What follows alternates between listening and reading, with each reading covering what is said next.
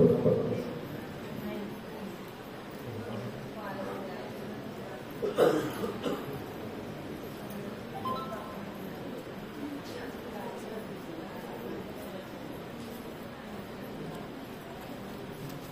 वेद तर्क चतुरा गमयोग शास्त्र षड्दर्शनादिवसिता न कळे परात्मा तो विमिमतिलवाल्प विवेकमुषे वर्णेन सर्व विषया कुलकर्म सक्तु वर्णेन सर्व विषया कुलकर्म सक्तु सर्वज्ञ श्री चक्रधर श्री गोपाल श्री दत्तात्रेय श्री चक्रपाणी महाराज श्री गोविंद प्रभु सर्वज्ञ श्री श्री काळीचे बाबा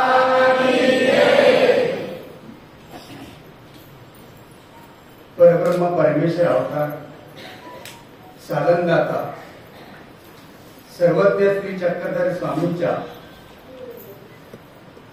चरणस्पर्शाने पावन झालेली ही भूमी श्री क्षेत्र जाळीचा देव तथा या ठिकाणी ज्ञानमोचक व्याख्यानमाला या ठिकाणी संपन्न होत आहे। या कार्यक्रमासाठी प्रामुख्याने उपस्थित असलेले ज्यांच्याकडे आम्ही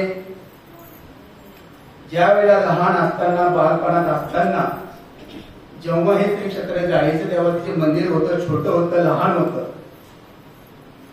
इथं आल्यानंतर प्रत्येक व्यक्ती यायचा आणि तो गप्पा मारायचा आणि मग त्यावेळेला जे जुने आचार्य मंडळी होती आणि त्यांनी असं ठरवलं की आपल्याला या ठिकाणी आलेल्या भक्त मंडळासाठी आलेल्या वास्तविक भक्तांसाठी काहीतरी या ठिकाणी व्याख्यान मनात चालू असायला पाहिजे। तो हेतू धरून तो मनाची बाळगून खऱ्या अर्थानं ही अखंड चालत असलेली नवरात्राच्या निमित्ताने व्याख्यानमाला ज्यांनी व्याख्यानमालेला सुरुवात केली सुरुवातीच्या काळामध्ये ज्या पद्धतीने परमपुण्य परमादरणीय श्रद्धेय प्रातस्मरणीय आचार्य प्रवर कैवल्यवासी श्री मोठे बाबाजी त्याचप्रमाणे परमपुण्य परमादरणीय श्रद्धेय प्रातस्मरणीय आचार्य प्रवर महंत श्री मुरारीमल्ल बाबा शेवडीकर असतील त्याचप्रमाणे परमपुण्य परमादरणीय श्रद्धेय प्रातस्मरणीय आचार्य प्रवर महंत श्री कंठीकर बाबाजी असतील कैवल्य झालेले बाबाजी आणि त्यानंतर खऱ्या अर्थानं या ठिकाणी परमपुण्य परमादरणीय श्रद्धेय आचार्य प्रवर महंत श्री कैवल्यवासी झालेले बाबा म्हणजे कल्याणकर बाबाजी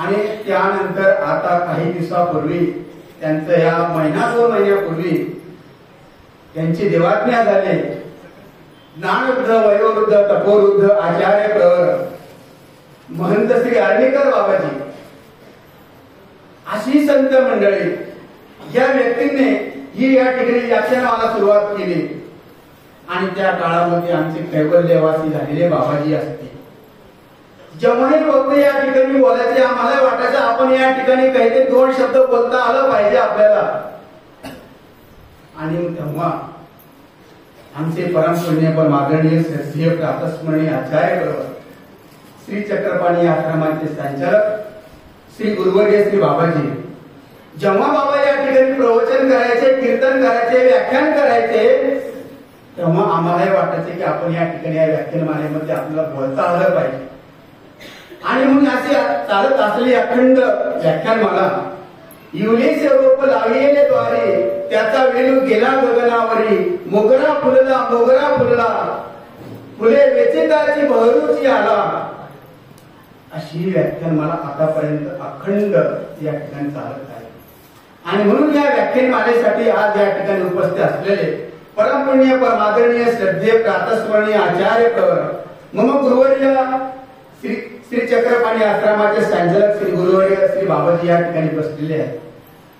सर्वज्ञ प्रतिष्ठानची पदयात्रा असेल मानव संप्रदायाच्या अनेक पोथ्या झालेल्या आहेत.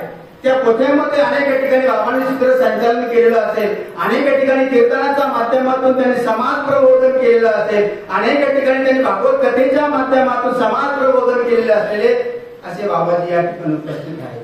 त्याचप्रमाणे परमपूज्य आदरणीय श्रद्धेय आचार्य प्रवर महंत श्री दयनीकर बाबाजी सुद्धा या ठिकाणी उपस्थित आहेत. त्यानंतर या ठिकाणी परमपूज्य आदरणीय श्रद्धेय श्री श्यामदादा शास्त्रीजी विराट, त्याचप्रमाणे परमपूज्य आदरणीय श्रद्धेय महंत श्री मुदिराज बाबाजी, त्याचप्रमाणे आदरणीय श्रद्धेय श्री सुदीपराज दादाजी पांगडीकर शास्त्री, त्यानंतर आदरणीय श्रद्धेय श्री अर्जुन दादाजी बिडकर, त्याचप्रमाणे आदरणीय श्रद्धेय सचिन दादाजी चोंडीकर, आदरणीय श्रद्धेय श्री संत दादाजी चोंडीकर, आदरणीय श्रद्धेय श्री दयालमणी दादाजी चोंडीकर उर्फ दामू अण्णा पुजारी. त्याचप्रमाणे या ठिकाणी ज्यांचं उद्या आपल्याला या ठिकाणी सुश्राव्य असं प्रवचन आपल्याला ऐकायला मिळणार आहे असे परमपूज्य आदरणीय श्रद्धेय आचार्य प्रवर महंत श्री कंठीकर बाबाजी तेही या ठिकाणी उपस्थित झालेले आहेत. त्याचप्रमाणे परमपूज्य आदरणीय श्रद्धेय श्री आमचे ज्येष्ठ गुरुबंधू आदरणीय श्रद्धेय श्री समाधान दादाजी चोंडीकर, त्याचप्रमाणे उत्कृष्टपणे या ठिकाणी सूत्रसंचालन या ठिकाणी करत आहात. व्याख्यान मार्तंड आहेत, चांगले प्रवचनकार आहेत असे परमपूज्य आदरणीय श्रद्धेय महंत श्री पांगडीकर बाबाजी.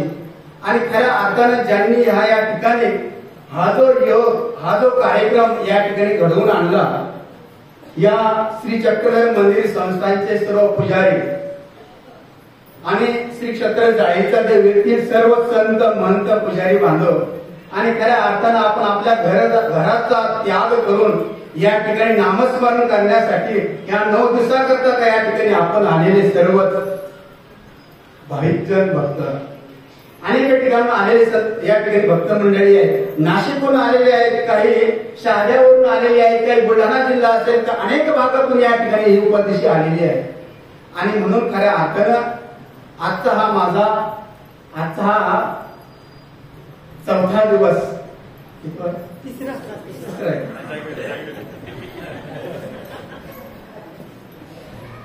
आणि म्हणून खऱ्या अर्थानं सुरुवातीला ज्यांनी या ठिकाणी आपले उत्कृष्टपणे चांगल्या प्रकारचं शरण हा विषय या ठिकाणी हाताळला असे परम आदरणीय श्रद्धेय श्री कुंदन दादाजी आंधळीकर, त्यांचा विषय होता शरण आणि माझा विषय आहे बाहेर माहेर.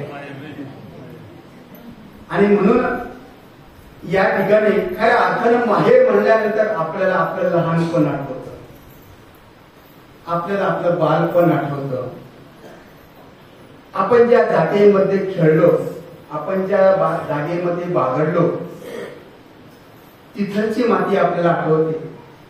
आपण लहान असताना जन्म झाला आपला आणि आपण अंगणवाडीमध्ये शाळेमध्ये जायला लागतो आणि त्या ठिकाणी लहान असताना आम्हाला त्या ठिकाणचं जे वातावरण आहे ना ते आम्हाला सुद्धा त्या ठिकाणी आठवतं. बालपण आपल्याला हे आपलं माहेर. आणि काही दिवसानंतर आम्ही थोडे मोठे होतो, आम्ही शाळेमध्ये जातो, आम्ही कॉलेजमध्ये जातो, मोठे झाल्यानंतर आम्हाला अनेक मोठं झाल्यानंतर सुद्धा आम्हाला माहेर आठवतं.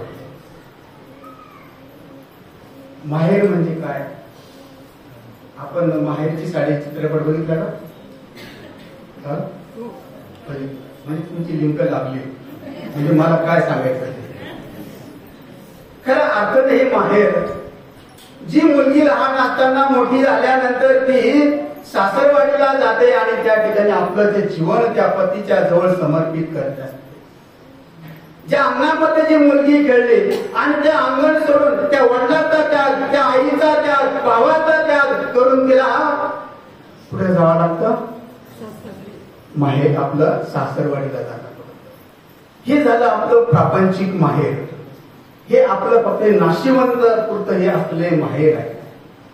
पण आम्हाला जर माहेर बघायचं असेल तर आमच्या श्री गोविंद बाबांच्या जीवनामध्ये असलेला प्रसंग आम्हाला तिथं माहेर पाहता येतो. तिथं आम्हाला माहेर बघावं लागतं. एक वेळचा प्रसंग, आबाईचा संध्याकाळची वेळ आहे, पूजा अवसराची तयारी झाली.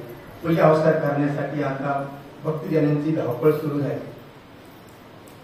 धावपळ चालू झाली आणि आबाईसाला वाटलं आपल्याला श्री गोविंदबाबांच्या पूजा अवसराकरता आपल्याला तिथं जायचं आहे. पण पूजा अवसराला जाण्यासाठी अगोदर आपल्या अंगावरचे कपडे चांगले आहे का हे बघावं लागेल. आपण इथं आलात, गाडीच्या देवाला आलात, आपण सर्वात कपडे चांगले घेऊनच आलेला आहात. आपल्याला गाडीच्या देवाला जायचं म्हणजे थोडं व्यवस्थितपणा जाणं पडतं. तिथेही सुद्धा आबाईसा मनामध्ये आबाईसाला वाटलं आपल्याला पूजा अवसरासाठी जायचं, पूजा अवसराची तयारी त्या ठिकाणी गोविंदबाबांची करायची. आणि आबाईसाच्या अंगावरचं असलेले जे वस्त्र आहे त्याला आपण लुगडं म्हणू शकतो, साडी म्हणू शकतो. पण जे वस्त्र होतं आबाईसाच्या अंगावरचं ते कुठंतरी जीर्ण झालेलं होतं, कुठंतरी फाटलेलं होतं. त्यांना वाटत होतं आपल्याला गोविंदबाबांच्या पूजा अवसरासाठी जायचं, आपल्याला राजमठामध्ये जायचं, आपल्या अंगावरचे कपडे वस्त्र तरी चांगलं असायला पाहिजे हे असं आबाईसाला वाटायचं मनामध्ये. आबाईसा समोर गेल्या, राजमठामध्ये गेल्या, गोविंदबाबांची त्या ठिकाणी पूजा अवसराची तयारी झाली. आणि तितक्यात आबाईसा श्री गोविंदबाबांच्या जवळ आल्या आणि आबाईसाने विचार केला आपल्या अंगावरचे कपडे फाटलेले आहेत, आपल्याला पूजा अवसराला जायचं, याच्यासाठी काय करावं. मग जेव्हा आबाईसा ज्या त्या ठिकाणी असल्याचे पेटी आहे, ते संदूक असते, त्या पेटीकडे गेल्या, त्या ठिकाणी त्यांनी ते वस्त्र काढायसाठी गेल्या, बघितलं. सुरुवातीला त्या ठिकाणी असलेले जे वस्त्र होतं श्री गोविंदबाबांच्यासाठी आणलेले वस्त्र होते. देमाईसाने ते श्री गोविंदबाबांसाठी आणलेले वस्त्र त्या ठिकाणी ठेवले होते, त्या पेटीमध्ये ठेवले. आबाईसा गेल्या, त्यांनी ती पेटी उघडली, पहिलं वस्त्र काढलं, दुसरं काढलं, तिसरं काढलं, चौथं वस्त्र काढलं. त्याच्यामध्ये श्री गोविंदबाबांच्यासाठी आणलेले जे वस्त्र होतं आबाईसाने ते वस्त्र नेसलं आणि त्या पूजा अवसराच्या ठिकाणी आलेले आहेत. माहेर सांगतो तुम्हाला विषय त्या ठिकाणी जे वस्त्र आबाईसाने परिधान केलं, समोर आणलं, नेसलेलं आहे, गोविंदबाबा समोर बसलेले आहेत, त्या ठिकाणी अनेक भक्तजन आहेत, समोर आहेत, पूजा अवसरात सुरू होणार. तितक्या वेळामध्ये आबाईसा आल्या आणि आबाईसाकडचा देमाईसाने बघितलं.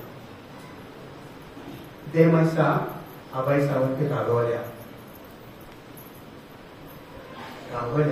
चिडल्या.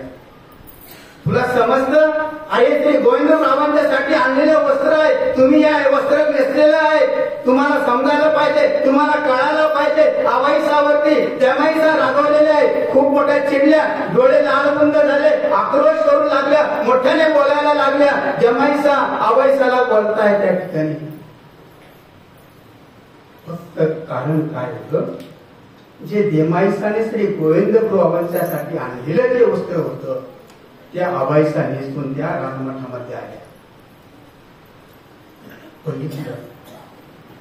आता देमाईसाने त्यांना रागवल्यानंतर खूप बोलायला लागल्या. तेवढ्या ठीक आहे, देमाईसा बोलले तर ठीक आहे, पण नंतर उमाईसा आल्या, उमाईसा सुद्धा रागवल्या. आबाई तुम्हाला समजतं का हे कोणाचं वस्त्र आहे, तुम्ही नेसलं. ठीक होत, देमाईसा बोलल्या साधी घे. पण त्याच्यासोबत दुसराही माणूस बोलतो की आणखी थोडं दुःख होतं. माझं मोठा माणूस बोलला साहजिक, सोबत दुसराही बोलला. उमाईसा आणखी रागवल्या. या आबाईसा कोण होत्या माहिती महिला मंडळी? या आबाईसा आमच्या नागदेव आचार्यांच्या या आई होत्या, ज्यांनी मानव संप्रदायामध्ये असलेल्या सर्वात प्रथम मानव संप्रदायासाठी असलेला जो व्यक्तिमत्व असलेले हे नागदेव आचार्य, हे मानव संप्रदायाला दिलेले हे नागदेव आचार्यांच्या ह्या आई आहे. ठीक आहे, आबाईसाला राग आला. खरंय, माझं चुकलं, मी हे वस्त्र नेसायला नव्हतं पाहिजे होतं. दुःख करू लागले आबाईसा, रडायला लागल्या. देमाईसा बोलल्या खरं आहे, उमाईसाही बोलल्या खरं आहे. आणि इतक्यामध्ये आबाईसा त्या ठिकाणी देमाईसा सुद्धा त्या आबाईसाला बोलतात, बाई हे तुम्हाला समजायला पाहिजे होतं, हे जे वस्त्र आहे ना याचा आम्ही उपयोग केला असता, याचा आम्ही काहीतरी पुसण्यासाठी, फरशी पुसण्यासाठी, कशासाठी तरी या वस्त्राचा उपयोग केला असता आम्ही, असं देमाईसा आबाईसाला पुन्हा पुन्हा बोलताय. हा जो सर्व प्रसंग आबाईसाला बोलत असताना श्री प्रभू बाबा त्या ठिकाणी उभे आहे. हा प्रसंग चालू असताना त्या ठिकाणी महिम भट्ट आहे. हा प्रसंग चालू असताना नागदेव आचार्य आहे. नागदेव आचार्य मनामध्ये विचार करायला पाहिजे होता की माझ्या आईला आबाईसाला या देमाईसा बोलतायत, उमाईसा बोलतायत, यांनी बोलायला नव्हतं पाहिजे. त्या ठिकाणी नागदेव आचार्याने सुद्धा त्यांना देमाईसाला बोलायला पाहिजे होतं, पण नागदेव आचार्य सुद्धा त्या शांत आहे. कोणीच काही बोललं नाही. सर्व शांत झालं वातावरण. आणि तेवढ्यात श्री गोविंद बाबा त्या महिमठ्ठाला म्हणतात, तुम्हाला बाजाराला जावं लागेल, तुम्ही बाजाराला जा. महिमठ्ठ विचार करतात, आतापर्यंत गोविंद बाबांनी कधी आम्हाला बाजाराला पाठवलं नाही, आज बाजाराला का पाठवतात? प्रत्येक मनामध्ये विचार करतात. हा प्रसंग गोविंद बाबांनी आबाईसाचं भांडण, देमाईसाचं भांडण समोर सर्वांनी बघितलं. गोविंद बाबा पाहतायत आणि जेव्हा माहीम भट्टाला सांगितलं तुम्ही आता बाजाराला जा, त्या ठिकाणी एक चांगल्या प्रकारचं वस्त्र घेऊन या. 5 आसूचे वस्त्र असेल, 4 आसूचे असते, 3 आसूचे वस्त्र असेल, ते तुम्ही जा. माहीम भट्टाला सांगितलं. माहीम भट्ट पुण्याला गेले. त्या ठिकाणी अनेक परिसर आहे, त्या भागामध्ये गेले आणि त्यांनी ते श्री गोविंद बाबांनी सांगितलेलं वस्त्र, माहेरचं वस्त्र, माहेर या ठिकाणी. जेव्हा माहीम भट्टाला गोविंद बाबा सांगतात चांगल्या प्रकारचं वस्त्र घेऊन या, चांगल्या प्रकारचं वस्त्र आणा, आणि त्यांनी जे वस्त्र घेतलं, गोविंदराव पुन्हा सांगतात लाल रंगाचं घेऊन या, चांगल्या प्रकारचं घेऊन या, चांगलं भारी वस्त्र घेऊन या, चांगलं सुंदर वस्त्र घेऊन या. हे कोण सांगतं? कोण? श्री प्रभू बाबा. आणि माहीम भट्ट गेलेले आहेत. माहीम भट्टांनी श्री प्रभू बाबांच्या जवळ ते वस्त्र आणलं, समोर ठेवलं, वस्त्र दिलं, वस्त्र पांघरलं. आणि त्या वेळेला आबाईसा म्हणतात, जी मला वस्त्र नको आहे, मला वस्त्राची गरज नाही, मला तुम्हीच पाहिजे, तुमची आवश्यकता आहे. जी गोसावी जे अंतरुणाचं जे पांघरलं, जे तुम्ही जात, सर्व तुम्ही जात, मला वस्त्राची आवश्यकता नाही. आबाईसा पुन्हा पुन्हा गोविंद बाबांच्या जवळ दुःख करतायत, रडतायत, मला वस्त्र नको आहे. आणि आबाईसाने वस्त्र ते परिधान केलं, नेसलं. आबाईसा वस्त्र नेसून आल्या आणि मग नंतर देमाईसाला खरंच वाईट वाटलं. आपण हे जे बोललो ना आबाईसाला, हे आपल्याकडून फार मोठी चुकी झाली. उमाईसाला वाटलं आपण असं आबाईसाला बोलायला नव्हतं पाहिजे. देमाईसाला वाटलं आपण असं आबाईसाला आपण असं बोलायला नव्हतं पाहिजे. गोविंदपूर बाबांच्या सारख्याने सुद्धा त्यांचा अभिमान घेतला आणि आम्ही आबाईसाला एवढं बोलतोय. देमाईसाला सुद्धा वाईट वाटलं. आणि त्या वेळेला आबाईसाने वस्त्र नेसलं. आबाईसा नाही म्हणतात, मला वस्त्र नकोय. श्री गोविंदपूर बाबांनी वस्त्र ते उघडलं आणि एक पदर त्या आबाईसाच्या हातामध्ये दिला आणि आबाईसाला सांगतो ते वस्त्र नेसा, हे माहेर. आणि मग जेव्हा त्यांनी ते वस्त्र नेसत असताना तो प्रसंग त्या ठिकाणी ते गोविंद बाबांनी वस्त्र दिलं, ते नेसलं, समोर आल्या आणि गोविंद बाबांना त्याजवळ दुःख करतायत. मला हे वस्त्र नको आहे, मला ही लीला आपल्या समोर एवढीच सांगायची होती. हे जे परमेश्वरपूर आहे, हे जे रुद्रपूर आहे ना, या ठिकाणी हे माहेर आहे, हे मला आपल्या या लीलेच्या माध्यमातून तुम्हाला इथे सांगायचं होतं. अशी असलेल्या आमचे गोविंद बाबांच्या त्यांनी जाण्यात असलेल्या या आवाईचा माणसाच्या जीवनामध्ये दुःख येतं. हे सांगता बाबा, जेव्हा माणसाच्या जीवनामध्ये दुःख येतं, आबाईसाच्या जीवनामध्ये दुःख आलं. त्यांचा हे सुद्धा सारंगपाणी नावाचा असलेला मुलगा तो सुद्धा त्या ठिकाणी मरण पावला. हे आबाईसाला सुद्धा दुःख त्या ठिकाणी झालेलं होतं. आमच्या सर्वज्ञ त्रिचक्र स्वामींच्या सन्निधानामध्ये असलेले सुद्धा एक बाई आहे, त्या म्हणजे आबाईसा आणि या दुसऱ्या शांतबाईसा, माईबाई. माणसाला दुःख येतं. मी माहेर हा विषय या ठिकाणी सांगणार, पण आपण खऱ्या अर्थाने या ठिकाणी मनाने इथं आहात का शरीराने का? मी एका ठिकाणी कार्यक्रमाला गेलो बाबा, कीर्तन झालं. कीर्तन झाल्यानंतर कीर्तन संपलं आणि एक बाई समोर बसलेली होती. ती सारखी माझ्याकडे बघायची आणि रडायची. मी तुम्हाला मन सांगतो, तुम्ही मनाने तर आहात का शरीरात? कीर्तन झालं आणि ती बाई सारखी माझ्याकडे बघायची आणि रडायची.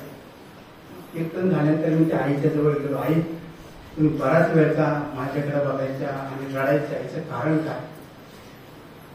मग आतापर्यंत मी कीर्तनामध्ये काय शेवट चांगले प्रकारचा विषय हाताळला नाही, काही तुम्ही रडता का?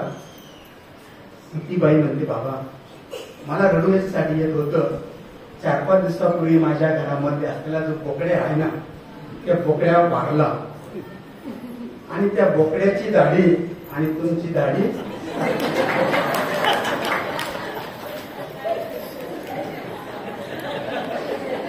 मला हे सांगायचं, आपण शरीराने आहात का मनाने आहात?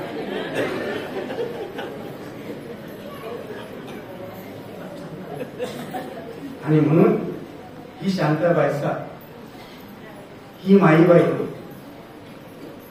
अफाट श्रीमंत, गर्भ श्रीमंत असलेली माणसाच्या जीवनात दुःख येतं.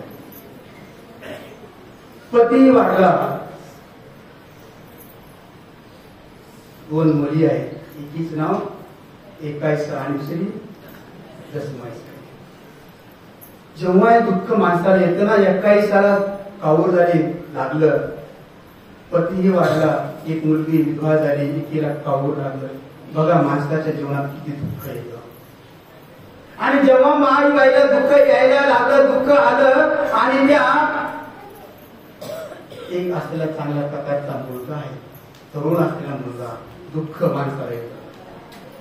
आणि मग ती माईबाई दुःख करते, रडते, देवाच्या जवळ जाते आणि सांगते, बाबा माझ्या एका मुलीला एकाईसाची आहे, ती पागल झाली. दुसरी मुलगी आहे, तिला पिसं लागलं. माझा मुलगा होता, तो तरुण होता, तो चांगल्या प्रकारचा कोरा पान होता, तोही मरण पावला. ज्याच्याकडे पूर्ण आयुष्य जीवन जगत होते, तो माझा पतीही वारला. आता याच्यासाठी काय करावं? आणि माणूस समोर, आपल्या समोर एकच पर्याय ठेवतो, तो म्हणजे आत्महत्या करणे. ही वेळा मी पूर्ण सांगणार नाही, याच्यातला फक्त तुम्हाला सिद्धांत या ठिकाणी सांगणार की जेव्हा ती शांताबाईचा स्वतःच जीवन समर्पित करण्यासाठी निघाली, एकीला पाठीला बांधलं, एकीला पोटाशी बांधलं आणि रेगेनं गोमतीच्या तीरामध्ये कोणतं कोणाला दुःख राहणार नाही. आणि जेव्हा ज्या ठिकाणी माईबाईची भेट होते, सारंग पंडितांच्या सोबत वेरूळला, आणि मग जेव्हा सारंग पंडित सांगतात तुम्ही आत्महत्या करू नका, ज्या ठिकाणी असलेले श्री सर्वज्ञ श्री चक्र स्वामी आहे ना, तुम्ही त्यांच्या जवळ जा, तुम्ही त्यांना भेटा, त्यांना तुमचं दुःख सांगा. आणि त्या ठिकाणी ही माईबाई त्या ठिकाणी गेली, स्वामींच्या जवळ गेली, स्वामींची मूर्त बघितली आणि तिच्या जे आत्महत्या करण्याचा जो निर्णय मनामध्ये होता शांताबाईसाचा, तो त्या ठिकाणी थांबला गेला. त्या आपलं जीवन संपवणार होत्या, पण त्यांना त्या ठिकाणी कोण भेटलं? सर्वज्ञ श्री चक्र स्वामी भेटले. त्यांना त्या ठिकाणी माहेर मिळालं, म्हणून त्या आज खऱ्या अर्थाने त्यांचं जीवन समर्पित झालेलं आहे.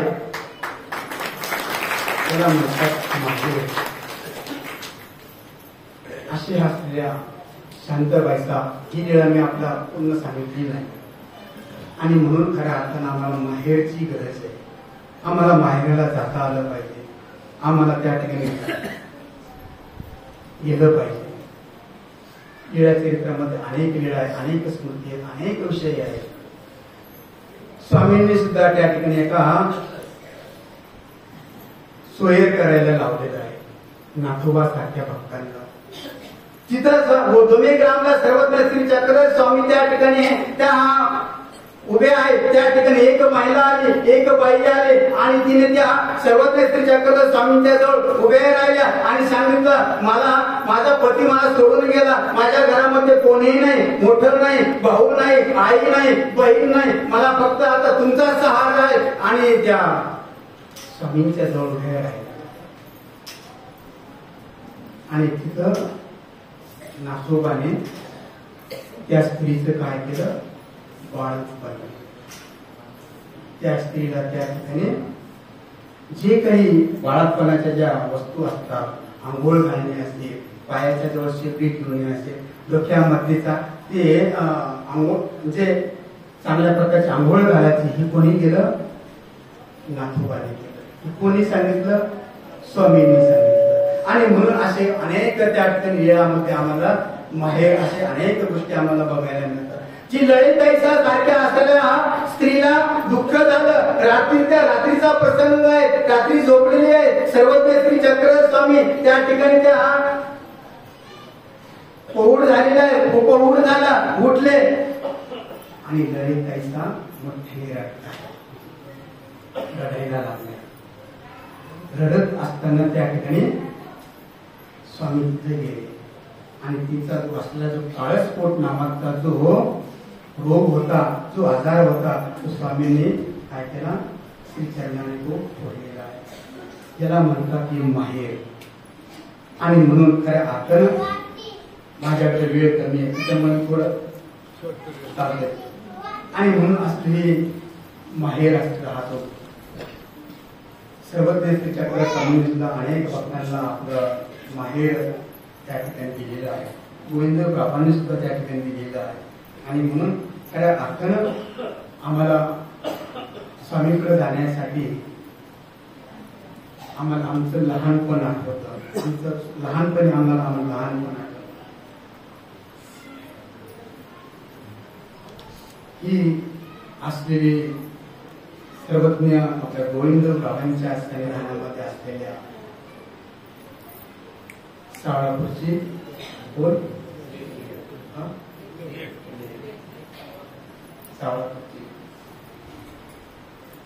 आणि म्हणून खऱ्या अर्थानं या ठिकाणी माझ्याकडे बरेचसे विषय होते बाबा, ते घराकडे लक्ष द्यावं लागलं.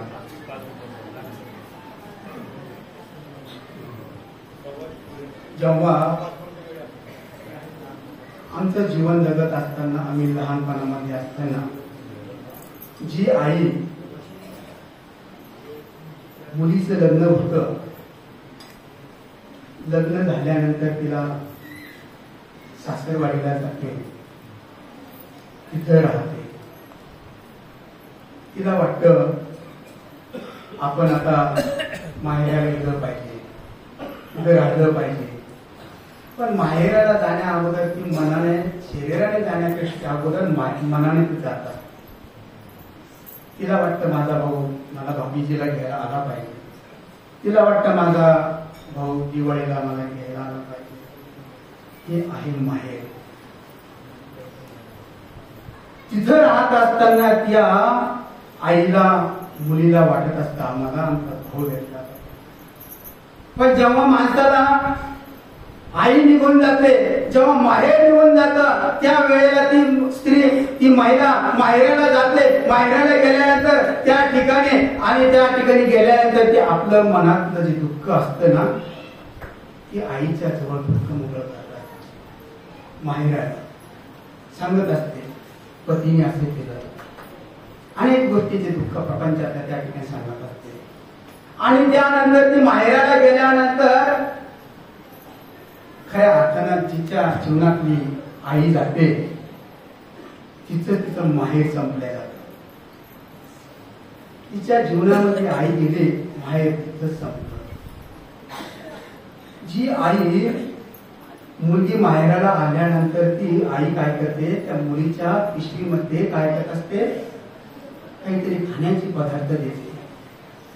त्याच्यामध्ये कांदे असते, लसूण असते, शेवया असते, पापड असते, कुरडया असते. हे कोण देतं? ही आई त्या मुलीला देते.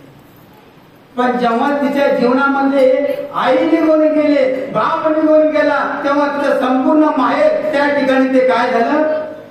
थांबल्या गेलं, नाही जाते समोर.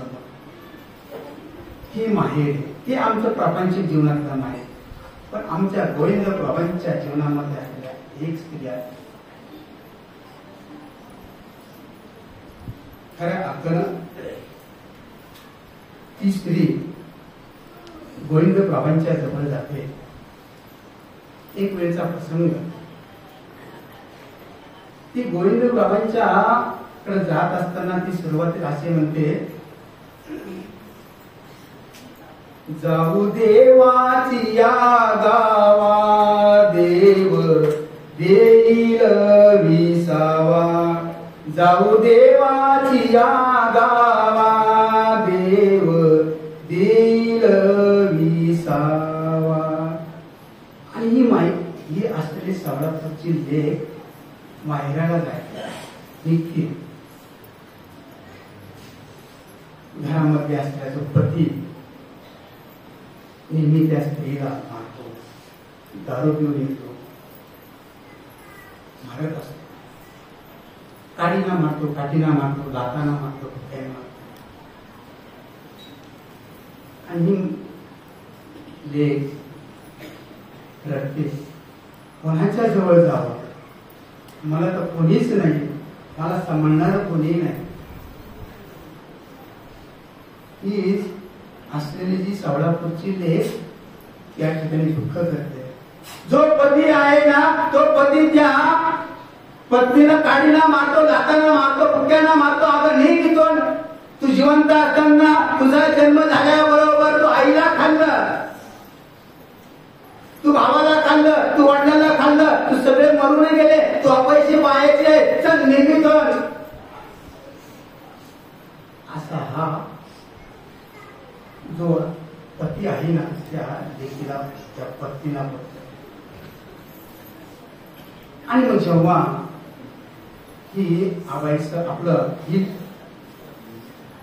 सोलापूरची लेक, तिला वाटतं आता आपल्याला कोणीच नाही. पण एक वेळेला काही महिला त्या एका पानवठ्यावरती पाणी भरण्यासाठी आल्या. पाणी भरत होत्या. पाणी भरत असताना त्या ठिकाणी त्यांच्यामध्ये चर्चा झाली. अगं तुम्हाला समजलं का? म्हणे काय? अहो म्हणे काल श्री गोविंदपूर बाबांनी एका मुलाला पाण्यामध्ये, विहिरीमध्ये, पाण्यामध्ये टाकलं. अशी काहीतरी अपशब्द त्या ठिकाणी एकमेकीला बोलत होत्या. आणि सकाळच्या वेळेला ही सोलापूरची असलेली जी लेक आहे ना आपली मोठी, ते येते.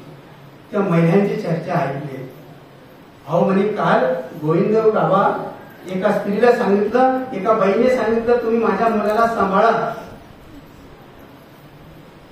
मुलगा हातामध्ये दिला, गोविंद बाबांच्या हातामध्ये दिला. त्या स्त्रीने सांगितलं, मी पाण्यावाठावरती जाते, आडावरती जाते, माझा मुलगा तुम्ही सांभाळा, मी येईपर्यंत मुलाला सांभाळून ठेवा.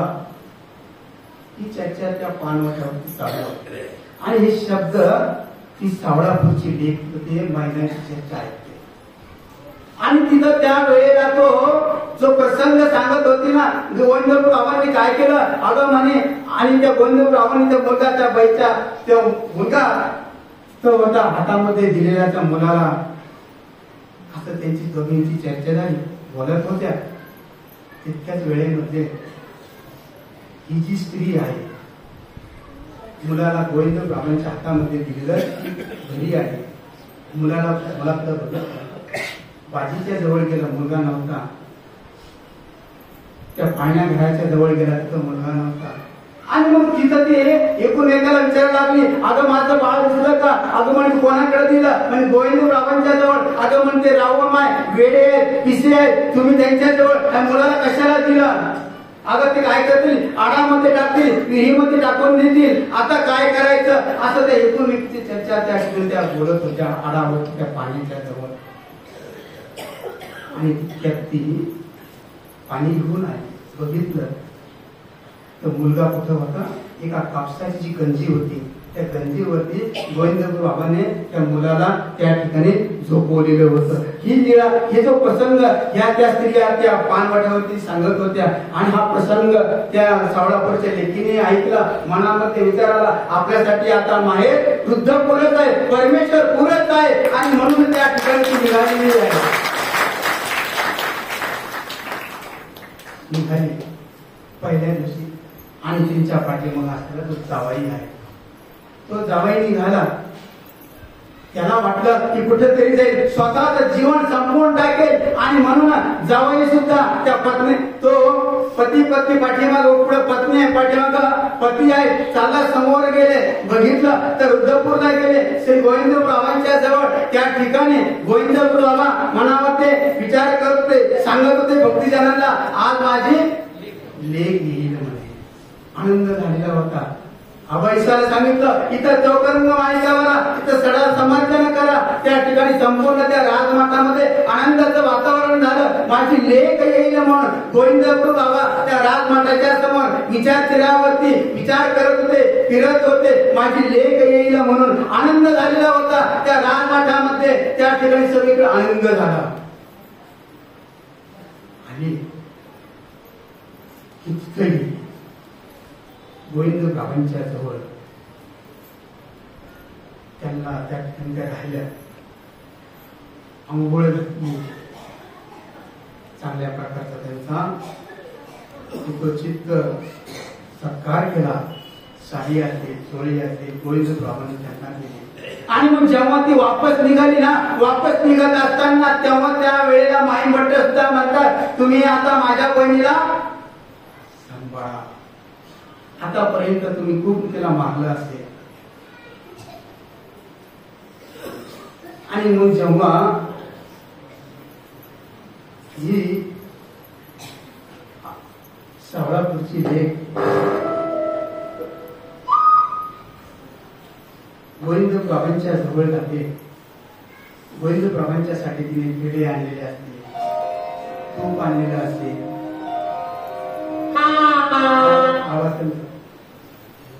आणि मग जेव्हा ती गोविंद बाबा आमच्या समोर आणलं ना, गोविंद बाबा ते जेवण करतात. आबाईसा आल्या, आबाईसाने सांगितलं, बस झालं, गोविंद बाबांना उदर वेठाचा त्रास आहे, की जास्त जेवण करू नका. आबाईसाने त्या ठिकाणी तो गोविंद बाबांच्या समोर असलेला जो पदार्थ आहे, त्या ठिकाणी असलेले धिरडे आहेत, त्या ठिकाणी असलेले तूप आहे, त्या ठिकाणी वाढू दिलेले नाहीये. का? गोविंद बाबांना उदर वेठीचा त्रास होईल. पण तिथं त्या ठिकाणी सुद्धा ती गोविंद बाबा सुद्धा तो पदार्थ स्वीकार करताय.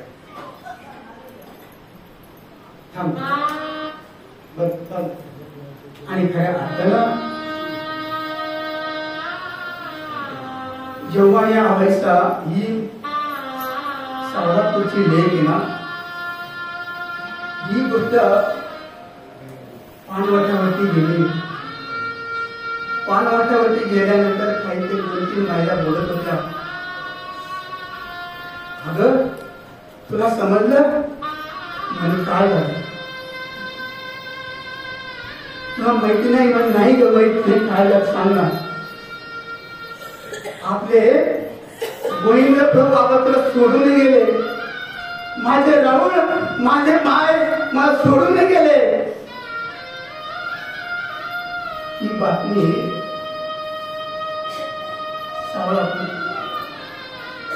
सावळापूरच्या लेकीच्या कानावरती आढळली, पडली. तिने जो आवाज ऐकला, सांगितल्याबरोबर ती खाली पडली, विशुद्ध झाली. 2-4 जवळच्या महिला होत्या, तोंडावरती पाणी शिंपडलं. अगं तुला आता रुद्रपूरला जायचं, गोविंद बाबांकडे जायचं तुला.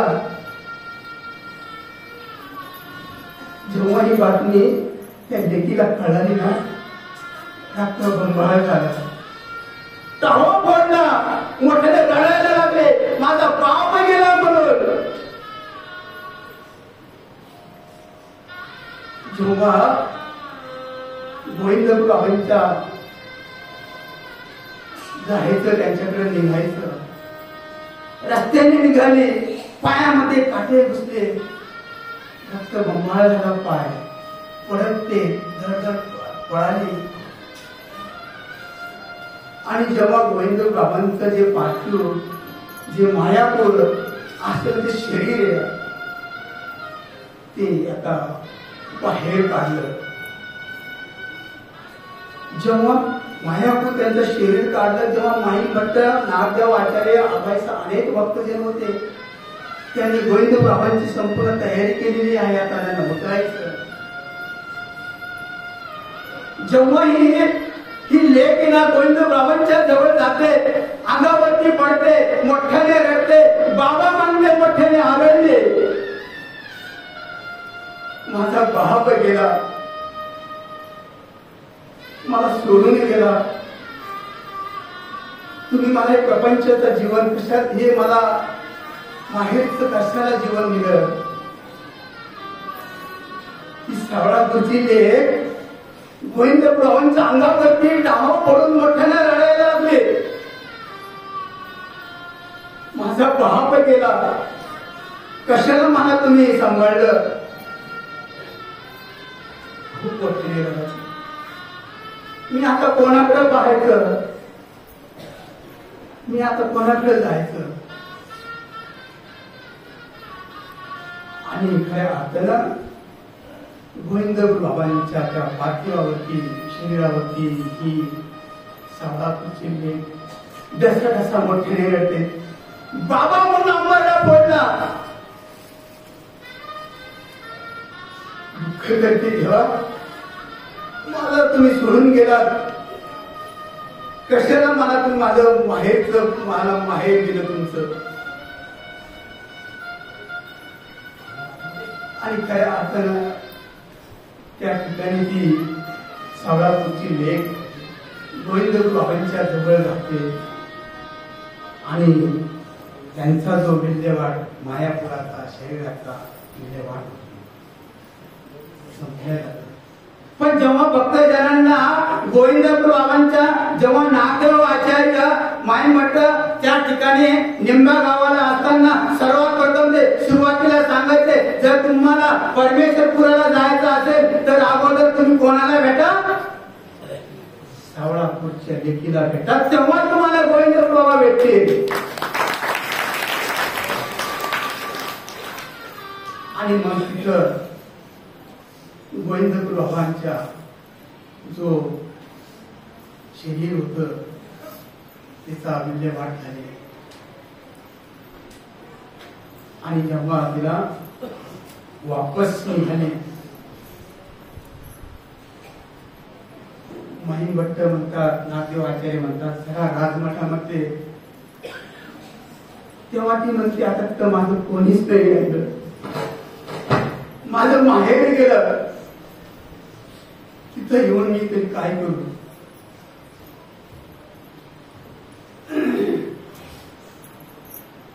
आणि खरं अर्थानं हे जे माहेर घातलं ना, खूप दुःख असतं माणसाला. खरं अर्थानं तिथं ती दुःख करते देवाच्या जवळ. आणि मग माहेर गेल्यानंतर ते कवीने एका ठिकाणी सुंदर प्रकारचं म्हटलेलं आहे, नाराज नसीब घेऊन एखादा जन्माला आलेला कोणी, पडली नजर तुझी त्याच्यावर अखंड राहिला ऋणी, विसर पडावा घडू नये कधी जीवारी जिवंत जाण, दारात तुळस कौलारू कळस देवाऱ्यात तुझा मान, दिनाचा देवारा सोडून मोकला श्रीरंग परतला, माझा आनंद आनंद आनंद हरपला. आणि सावळापूरची लेक त्या ठिकाणी थांबते. आणि नंतर सुद्धा आचार्य श्री बाबूराव बाबांनी सुद्धा आपल्या त्या हे भक्त कसे आहेत त्या अभंगामध्ये त्यांनी सुद्धा म्हटलेलं आहे. भक्ताची थोरी देवोची जाणती सांगे विश्वपती स्वमुखाने.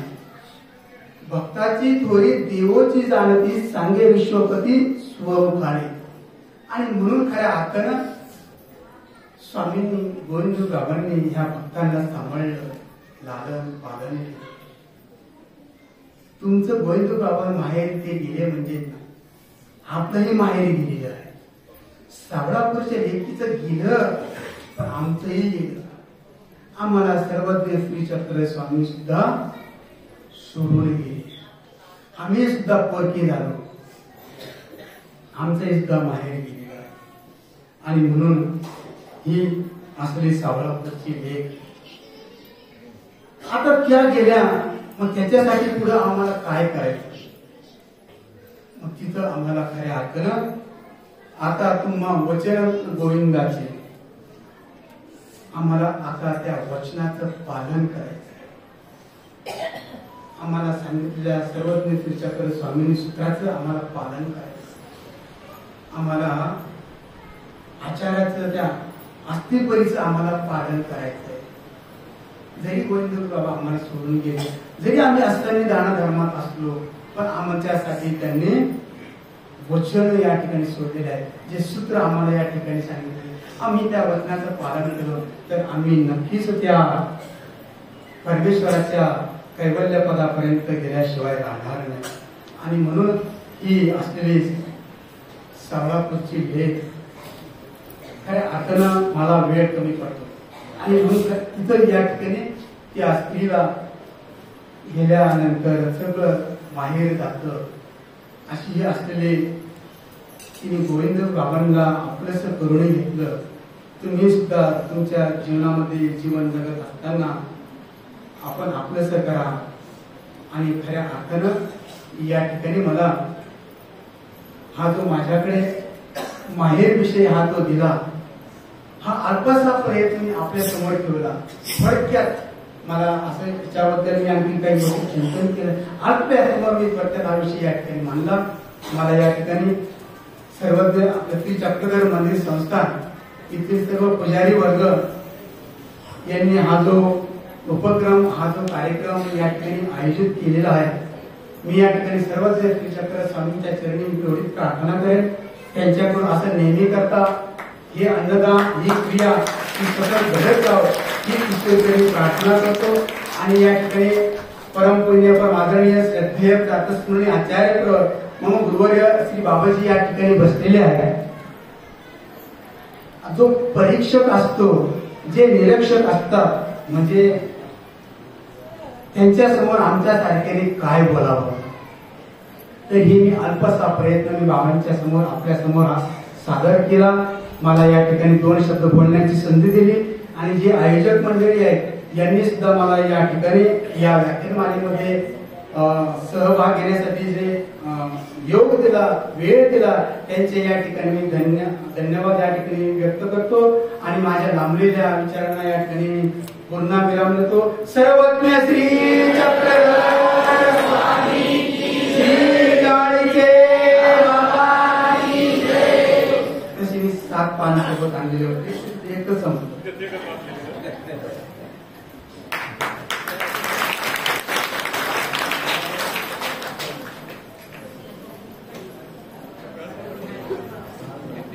धन्यवाद बाबा.